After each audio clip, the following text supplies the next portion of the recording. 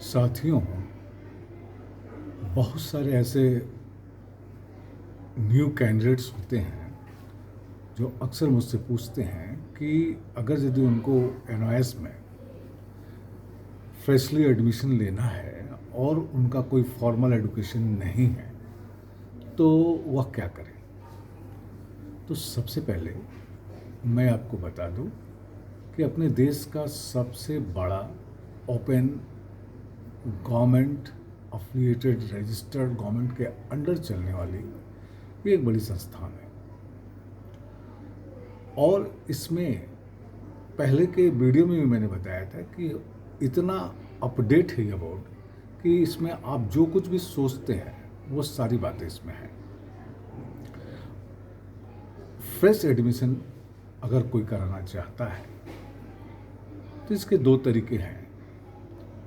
एक ऐसे कैंडिडेट हैं जो फॉर्मल एजुकेशन के मामले में कुछ भी नहीं है, यानी कि 1 2 3 4 भी मुश्किल से पढ़ा हो, और कुछ ऐसे हैं जो कि 8 9 के बाद जो है उसको छोड़ दिया हो। दोनों में कुछ अंतर है, दोनों के एडमिशन में कुछ अंतर है। तो मैं सबसे पहले ऐसे कैंडिडेट के बारे में बताना चाहूँगा जो फॉर्मल एजुकेशन एकदम नहीं के बराबर है। इसके लिए एनओएस ने एक व्यवस्था की है कि अगर वह कुछ भी नहीं पढ़ा है तो सरकारी जो डॉक्यूमेंट्स हैं, date of birth proof, address proof, for example आप आधार दे सकते हैं कॉरपोरेशन से या म्यूनसिपैलिटी से इशू किया हुआ, आप डेट ऑफ बर्थ दे सकते हैं। कम से कम 2 सरकारी डॉक्यूमेंट्स होने बहुत ज़रूरी हैं, प्लस एक सेल्फ डिक्लेरेशन जो है मांगा जाता है कि अगर यदि आपको लगता है कि आप एमएस का जो है एग्ज़ाम आप दे सकते हैं, निकाल सकते, पास कर सकते हैं, तो लिख करके आपको साइन करना पड़ता है। तो ये उन लोगों के लिए है जो कि 4 5 तक किसी तरह जो है पढ़ा है और मौका फिर मिल रहा है, तो इसलिए जो है वह जो है इसमें फिर से एजुकेशन चाहता है। जैसा आपको मालूम हो कि एनओएस में एडमिशन जो है साल में 2 बार जो है 2 सेशन में जो है आपका किया जाता है। एक जो है सेशन आपका जो है मार्च अप्रैल का सेशन है, दूसरा अक्टूबर नवंबर का सेशन है।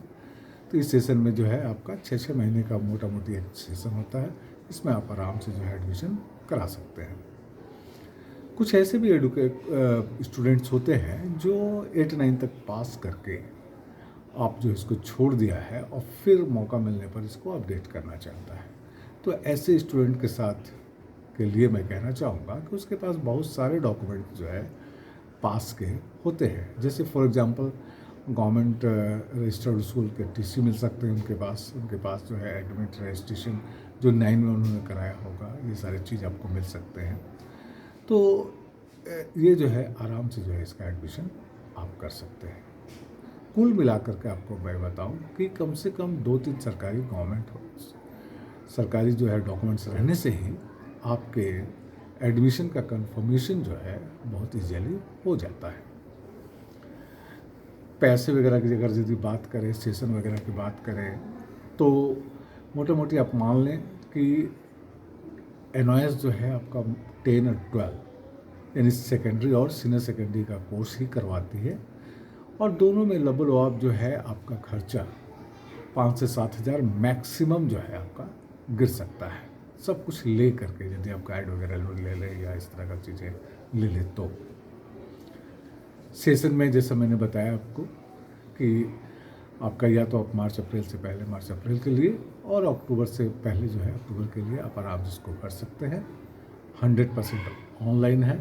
ऐसे हर विशेष जो है बेहतरीन जो है टाउन के लिए या एक अपने टाउन में लिए जो है एनआईएस का सेंटर आपको मिल ही जाएगा, तो इसलिए इसमें कोई दिक्कत नहीं है।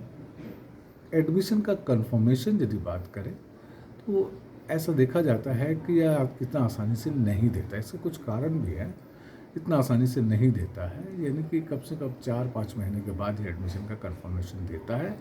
और जब एडमिशन का कंफर्मेशन देता है तो एक स्टूडेंट का जो है आपका डैशबोर्ड बन जाता है। एडमिशन का जब स्टूडेंट का डैशबोर्ड बन जाता है तो उसमें बहुत कुछ ऐसी बातें होती हैं जो एक स्टूडेंट को चाहिए। करेक्शन की बात हो, असाइनमेंट की बात हो, प्रीवियस ईयर के क्वेश्चन की बात हो, पूरा डिटेल्स हो, उसका पेमेंट डिटेल्स हो, इसके फॉर्म के डिटेल्स हो, सब कुछ भरा रहता है। तो डैशबोर्ड के द्वारा जो है वो अपना आईडी को डाउनलोड कर सकता है। ठीक उसी तरह जो है आपको मैं बताऊं कि जब स्ट्रीम 1 स्ट्रीम 2 जैसा मैंने पहले भी बताया कि स्ट्रीम 1 में एग्ज़ाम के लिए जो फ़ी जमा करना होता है उसका एक अलग सा डेट और टाइम निकलता है।